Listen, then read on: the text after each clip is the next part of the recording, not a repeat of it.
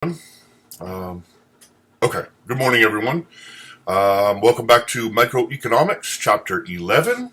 Today we're going to be talking about monopoly and antitrust. So, let's get through this lecture. If you want to pull out your notes, pause me for a second, pull out your notes, and you can follow along after you've looked through the notes and read the chapter.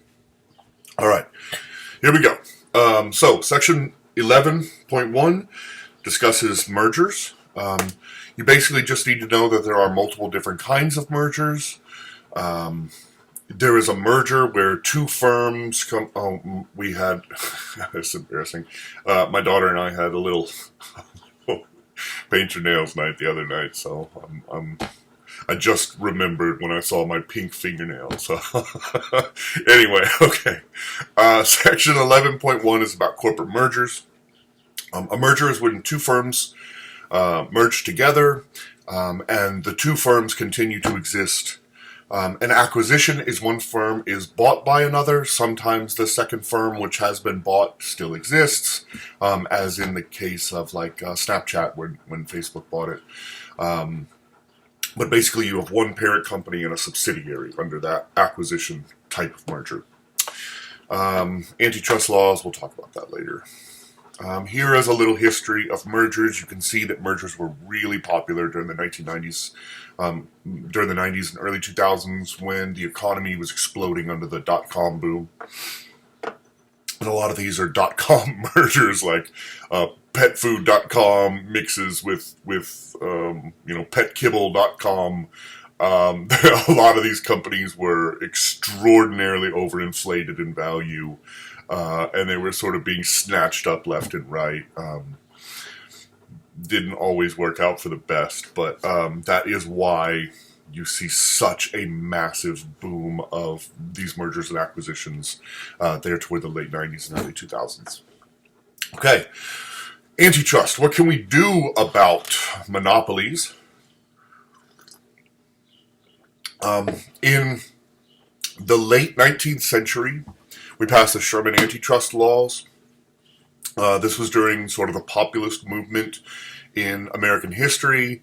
People were very, very frustrated with the monopolies like the Rockefellers in the steel industry, the railroad industry, the finance industry, the Carnegies and the Rockefellers and these types, you know. So there was a lot of monopoly in America. Economists were just starting to really wrap their heads around the negative effects of monopolies and oligopolies in the system, and how they work theoretically, and then how they work in the real world. And there comes to be this awareness that this is not a healthy way for an economy to run. Remember, we're just sort of moving out of the mercantilist perspective into the Industrial Revolution. We still don't quite understand how economics works. And so it was really easy for these monopolies to be created and for acquisitions and mergers to just happen under the guise of healthy economics when instead they were building monopolies. Excuse me, I got a bit of a cold.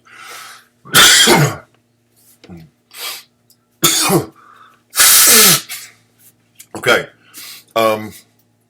We further strengthened the American anti-monopoly laws in 1914 under the Clayton Antitrust Act. Mergers and acquisitions are outlawed. Not all of them, but any where, quote, the outcome would be to substantially lessen competition in the industry. This is where it gets really difficult, right? Because it's ambiguous. It is ambiguous how a merger or acquisition would actually affect the market. You have to make sort of a philosophical and a potentially numerical argument, which we'll discuss later in the chapter about how you would measure these sorts of things. But you would have to make this philosophical and potentially numerical argument that this particular merger is going to reduce competition in the market. It's going to increase the likelihood of price gouging, all of these sorts of things. Now, is that the reality? We don't know. And that's the difficulty of the U.S. government trying to go after these companies and split them up or or say that you cannot acquire this other company or you cannot merge with this other company, it becomes very difficult, right? Especially in sort of a free market-based economy, where we claim that we're all about the free market, and that private businesses have the right to sort of choose their own destiny. It's very difficult for the U.S. government to step in. But I would also say, on the flip side of that, businesses try to take advantage, right? That is a natural tendency of businesses, is to try to create a monopoly. So it's a very delicate dance that the government and the private business does, in trying to either, like, as a business, ensure your strong role in the market, versus the government trying to ensure that you don't screw over our citizens by gouging them with prices by building a monopoly. So it's a very, very delicate dance. Okay, so these are the two main antitrust acts that we had. The Sherman Antitrust Act of 1890, the Clayton Antitrust Act of 1914. The FTC, the Federal Trade Commission, is created in 1914 as well, under the auspices of the Clayton Antitrust Act. It is their job to watch the markets, basically, and to make sure that monopolistic practices are not happening, that insider trading is not happening, that stock market manipulation is not happening. Unfortunately, for everybody who lived through 2008, 2007, and even sort of living through this era of extraordinary inequality that we live in America today, the FTC, while it exists, doesn't have any teeth anymore. We have laws all over the books about manipulating the market, manipulating the stock market, insider trading, all of these sort of anti-competitive, anti-free market practices.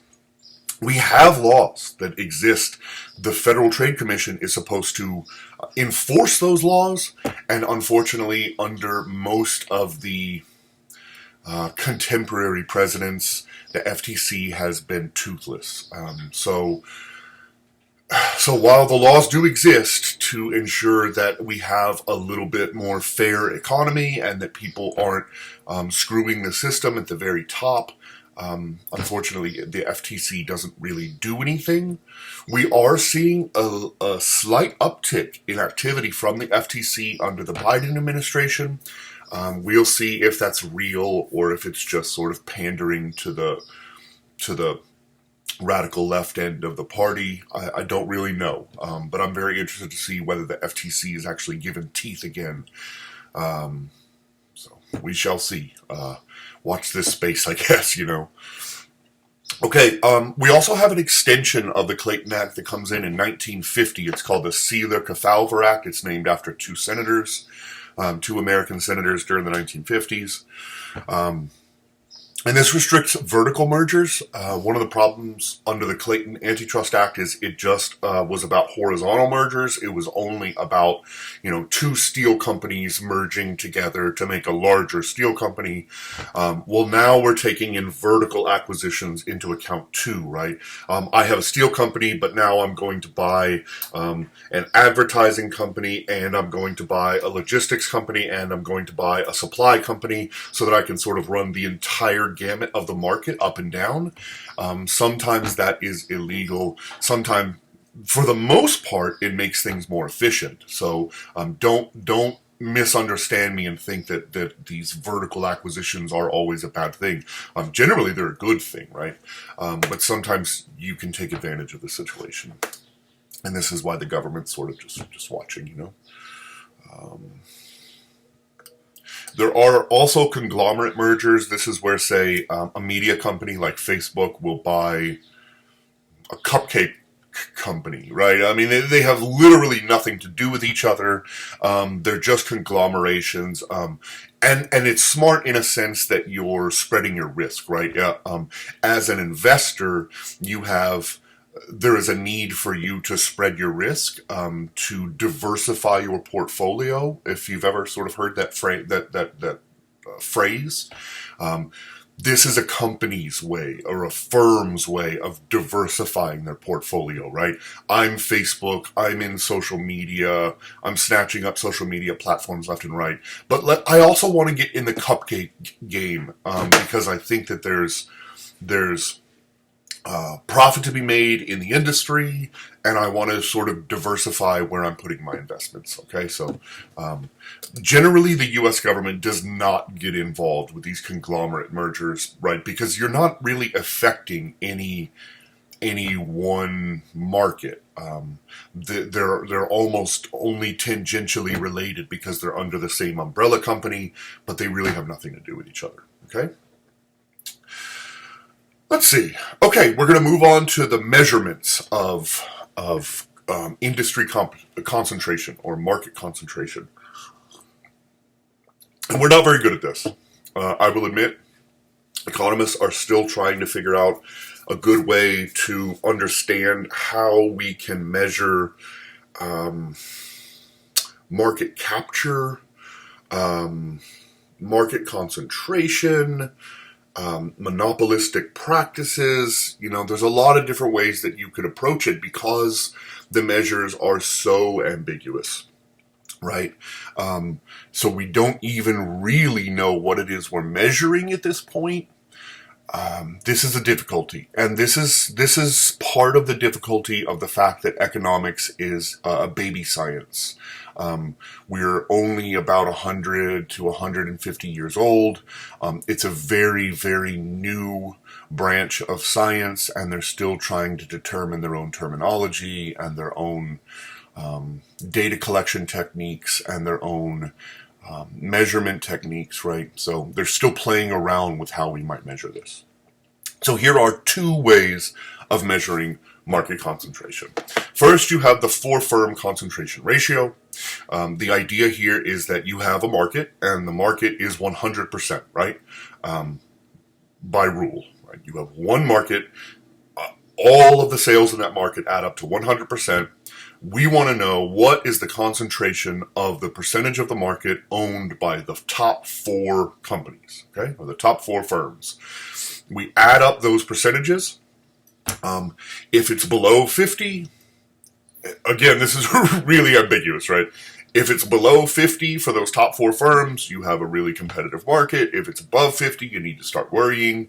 There are so many problems with this, right? What if you, as the book says, what if you have one of those four own 77% of the market, three next largest firms own 1% of the market, and then you have a whole crapload of firms with small percentages of a percentage of the market,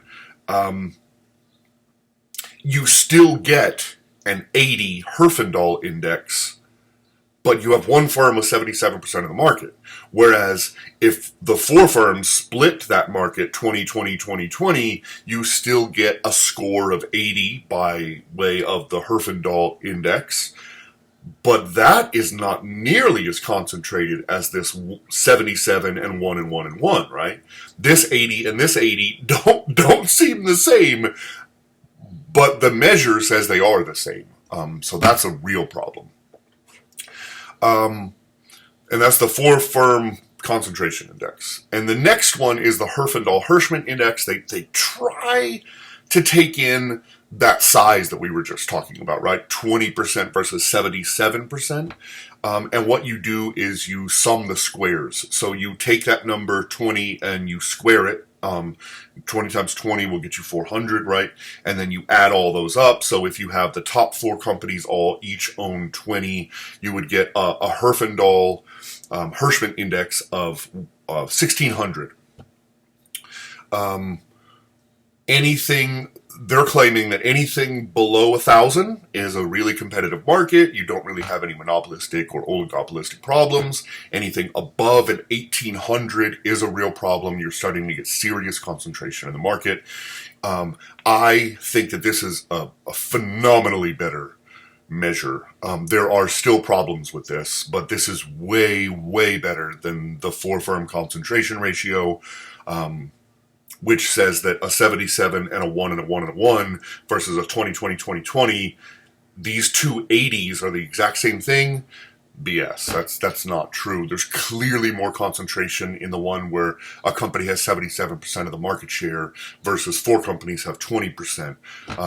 There's clearly a problem with that measure, and the Herfindahl-Hirschman index sort of tries to fix that. It's still not perfect, but it is absolutely a better measure. All right, let's move on. Most of you guys probably don't care about measures. Measures is my favorite stuff because I'm a statistician. I love the science side of economics and how we do the science, which is through statistics and numbers and understanding how these measures work. So, okay. Moving on to section 11.2, regulating anti-competitive behavior. We are just going to basically talk through some of the antitrust laws or the antitrust philosophies that exist in America. Okay, under the antitrust rules of the Federal Trade Commission, the FTC, there cannot be collusion between firms. Firms cannot talk to each other and decide how much output do we want to put out. Are we restricting the market? Are we driving up prices on the market? There cannot be any of those communications behind the scenes between firms. Now, what are professional conventions and CEO meetings and things of this sort for? Arguably, it is for that exact reason, right? If you have an oligopolistic firm or an oligopolistic market, it is in your best interest to collude with the others in your market, right? To drive up prices, to ensure that we make a profit, and to restrict the production that exists in the market so that we can short the market and drive up the price. That incentive is just natural. It's there. Okay, and this is why the FTC has to say this is illegal. You cannot collude about pricing or output, even if it is not on paper a cartel. It is still illegal, right? You cannot, like we just talked about, no pricing or output fixing. You cannot rig bids. This used to be a real problem, especially inside of sort of city politics. On both sides, right? Republican, Democrat, it didn't really matter. You had the leaders of the cities or even the states. It doesn't happen as much at the federal level because there's so many eyes on it, right? But the leaders of cities and states putting out government contracts and then guaranteeing that their sort of good old boy network buddy gets that contract. Or he tells him, here are all the other bids, here's where you might want to bid, kind of thing. Here at Texas Tech University, there was a real problem about 10 years ago.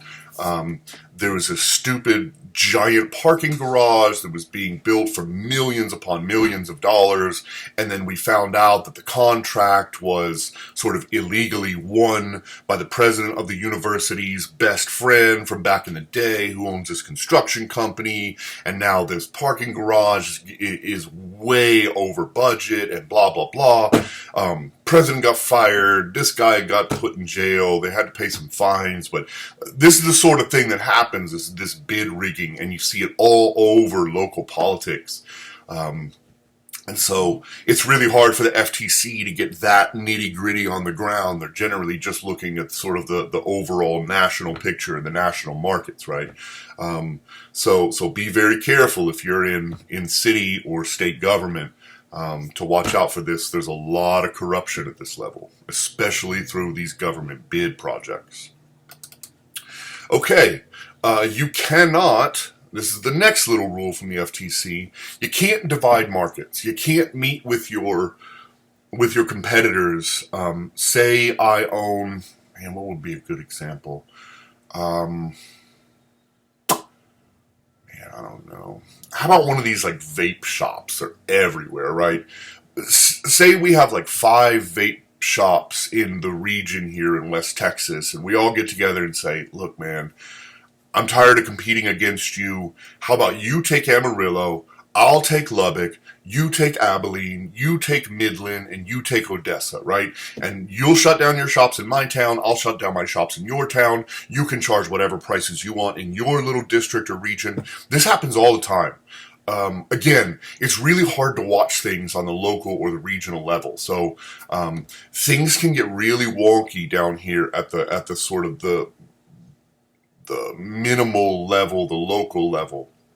But you see this a lot with like these little ice companies. You see it with a lot of regional restaurants. You see it with gas stations sometimes in these really tiny towns. So this sort of thing can happen. Let's see. Next we have restrictive practices. So this is a touchier subject, right? This is less clearly monopolistic and less clearly oligopolistic, and yet it can have negative effects on consumers, so the government watches it. They don't necessarily often do anything about it because it's so ambiguous. But these are minimum resale price maintenance agreements. Like you can't raise your prices for a certain amount of time. Say I'm going to talk about comic books because it's the industry I know. I love comic books, right? You put out Marvel Comics sends you an issue of Captain America, and they say you cannot charge more than the $3.99 cover price on this for the next 30 days. That's not legal. They can't do that. They can't exclusive deal. Marvel can't say, well, we're only going to send to these, 600 shops, and we're going to skip over these other shops because they're not following our rules or whatever. That's illegal. You can't tie sales. You can't say, all right, well, if you want this, man, this one's a little more difficult. Say you want this bicycle from Walmart, but you also have to buy the helmet. That's illegal. You can't do that.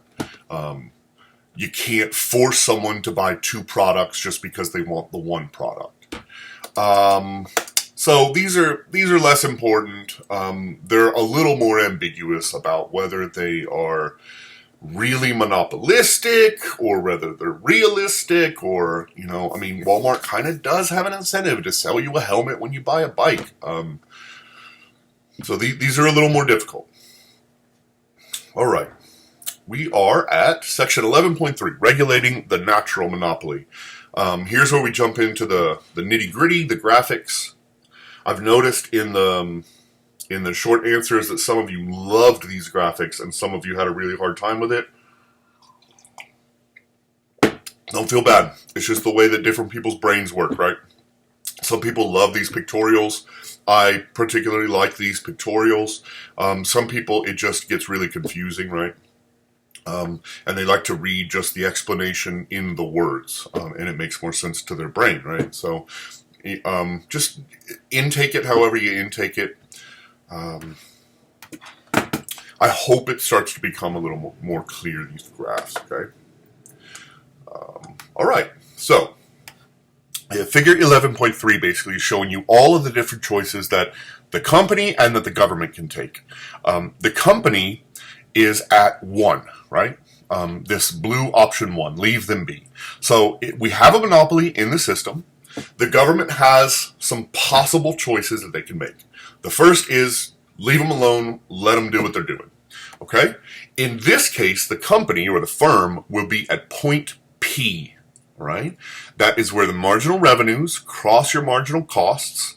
You will be underproducing the market, so we're not allocatively or productively efficient.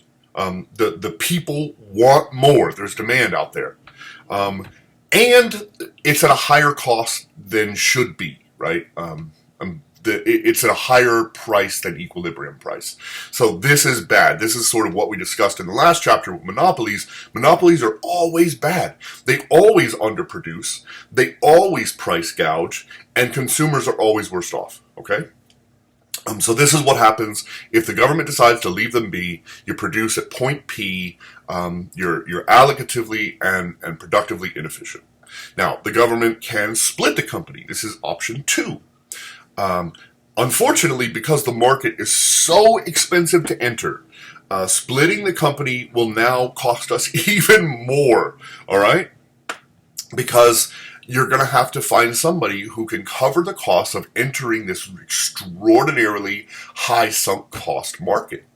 And so now we are at point B.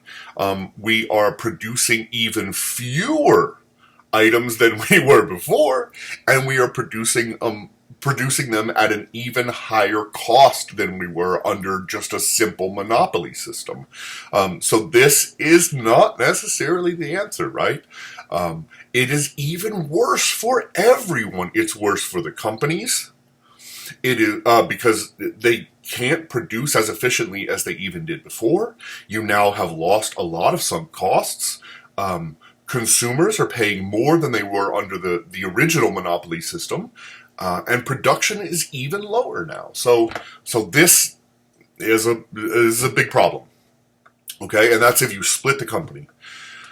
Now, the final couple options are that the regulators can set the prices and the output. The government can say, look, we know you're a monopoly, and so we're going to force you to produce at efficiency.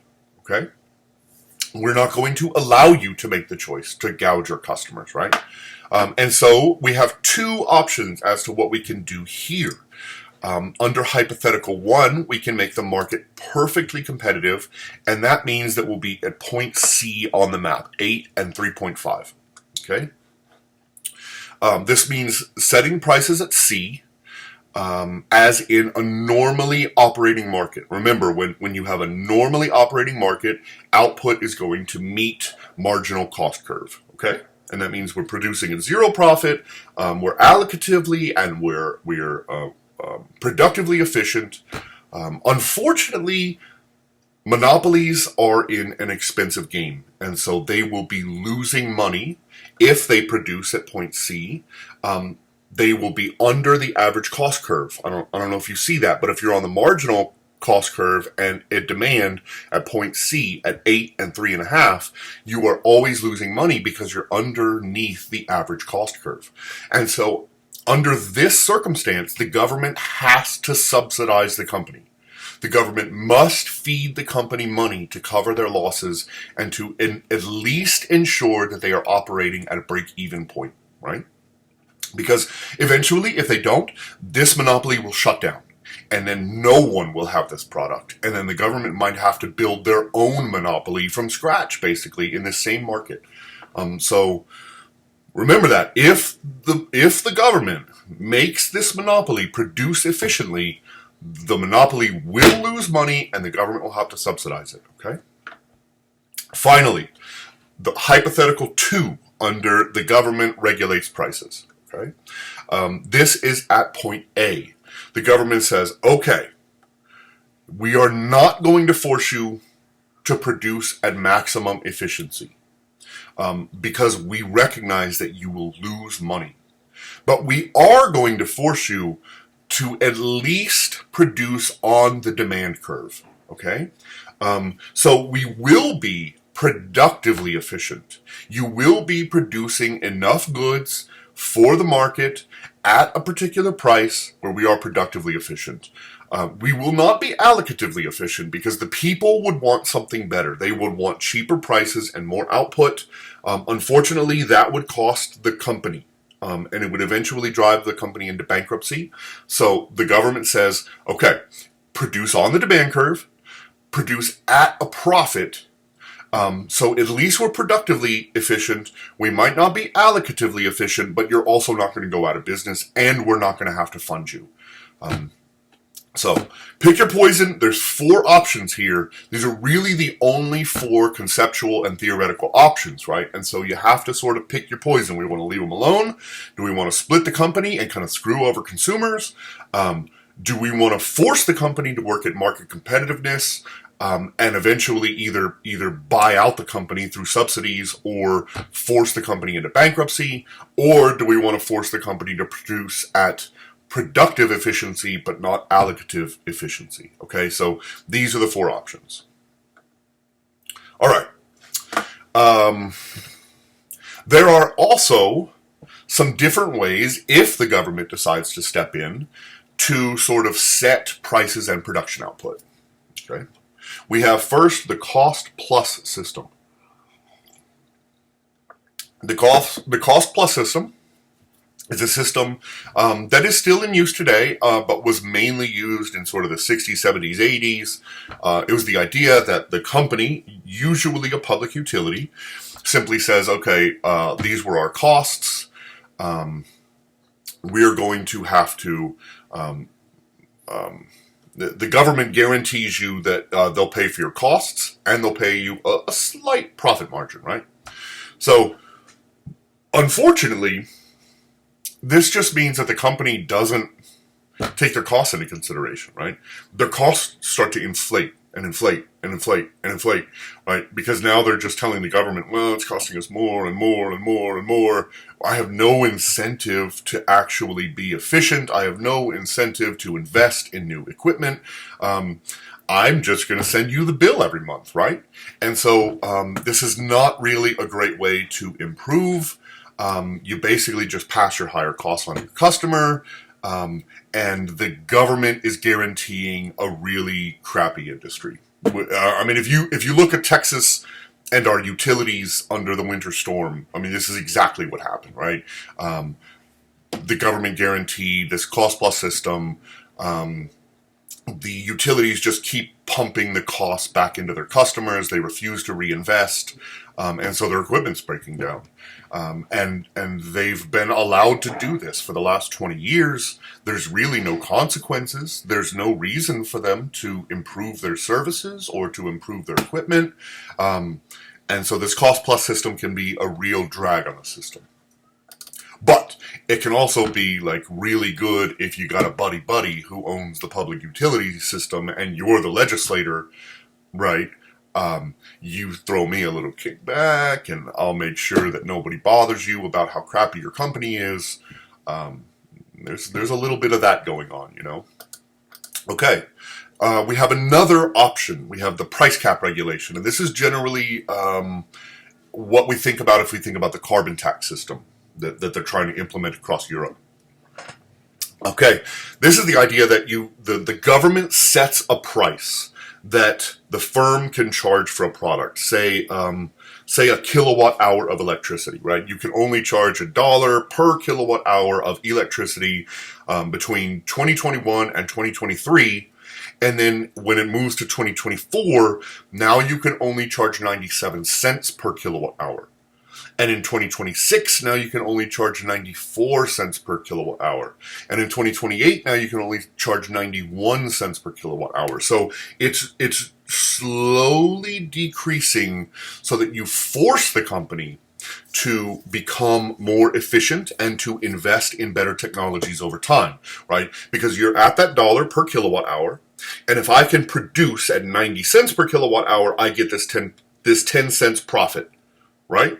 And then over the years, once we get to say, 2024, where now I said it's 97 cents, well, now you're only got a 7-cent profit on your 90 cents per kilowatt hour. So if you don't start reducing your own costs, you're eating into your profits, okay? So this is a really good way to sort of incentivize better technology, investment, these sorts of things over time. It's a little bit better than the cost plus system from above, right? Because at least we're incentivizing some changes. The difficulty is finding the right price, right? If you put the price too high, they're just like making money hand over fist, and they really don't have an incentive to change the system because it'll be years and years and years before you're ever eating away at their huge profit, right? If you put it too low, the company's going to go out of business. And even if they are investing in trying to make their company better and trying to make a profit, you're going to drive them out of business because their price is too low. It's below the market price. So that's the really difficult thing here. If you're a legislator trying to find that correct cap and then trying to correctly adjust it over time to ensure innovation, basically. It's a really difficult thing to do, especially because most of our legislators don't know anything about these things, right? They're lawyers. They don't know anything about anything. They don't know about medicine. They don't know about utilities. They don't know about nuclear energy. They don't know about how electricity's made. I mean, so it's really difficult to say that, okay, you bunch of lawyers who know almost nothing about the real world, go and set prices for these massive utilities. It's kind of silly, to be honest with you. And I guess my own personal opinion is that we need more real people in our legislatures. We need more real people who understand how the real world works and not just about friggin' law, you know? I mean, how is law helping us? Of course you need a couple lawyers, right? But we need people who understand how the real world works, too. So, that's one of the real difficulties in trying to enact some of this legislation is these people don't know anything about public utilities, and then they're trying to just like throw numbers around, and you either like don't do anything to fix the problem or you make the problem worse. Anyway, I'm gonna get off my soapbox here. Okay, the final section, 11.4, the Great Deregulation Experiment. Since the 80s, basically, since Reagan, America has gone through a massive deregulation program. We basically have said, we're going to cut as many laws as we can. We're going to try to make this as little onerous as possible on business owners. We're going to reduce the need for regulatory boards. We're going to increase your potential to lobby the government. We're going to increase your potential to donate to the government. We're going to build this revolving door system where basically I leave the government and you hire me in your fat cat firm. And then I leave the fat cat firm and I go back into the government, and, you know, it just keeps rolling back and forth. Deregulation is a tough subject, right? Some deregulation is good. Some regulations are onerous. They cause difficulty for businesses to make a profit. Some regulation is good, right? Because it ensures that you're not gouging customers. It ensures that you're reinvesting in your company. It ensures that you're not basically stealing from the stock market or creating pyramid schemes like Bernie Madoff. And so just be careful. Like, not all deregulation is a good thing, because it allowed for things like the 2007 crash to happen, where we're no longer checking income for mortgages, right? Oh, you don't have a job? Here's a $700,000 house. That doesn't make sense, right? And that sort of deregulation can be a very, very bad thing. So you just got to be careful about, don't just laud all deregulation and don't just laud all regulation. These things take thought, right? They take thought to understand what the real complications are, what the real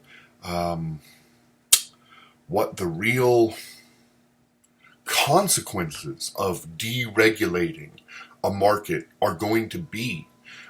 Because sometimes when you deregulate a market, you get public utilities in Texas that just completely crash. They're gouging their customers. They have no incentive to provide good service. They don't reinvest in their technology. So just be skeptical is one of the things that I want to teach in this class. Think all the time. Don't just buy whatever people are selling you. Think about it, right? There's almost no such thing as 100% right. There's no such thing as like regulation is good or deregulation is good. That's not true, okay? Think about, what are the consequences? What are the externalities? How is this going to affect things that we aren't even thinking about? So if anything, I don't want to teach you what to think. I want to teach you how to think, all right? So we're going to cut it there. Have a wonderful week. I am going to get your test review out today after I get this posted. I hope you all enjoyed your spring break. I got a few complaints about the test being due on the Friday of spring break, but That's not really true. I put out that test like 2 weeks ago. So for those of you who put it off until the Friday of spring break, that's your fault. And I don't want any more angry emails sent at me, or I'm going to be a little frustrated. That's your fault. Schedule better. All right. Have a great day.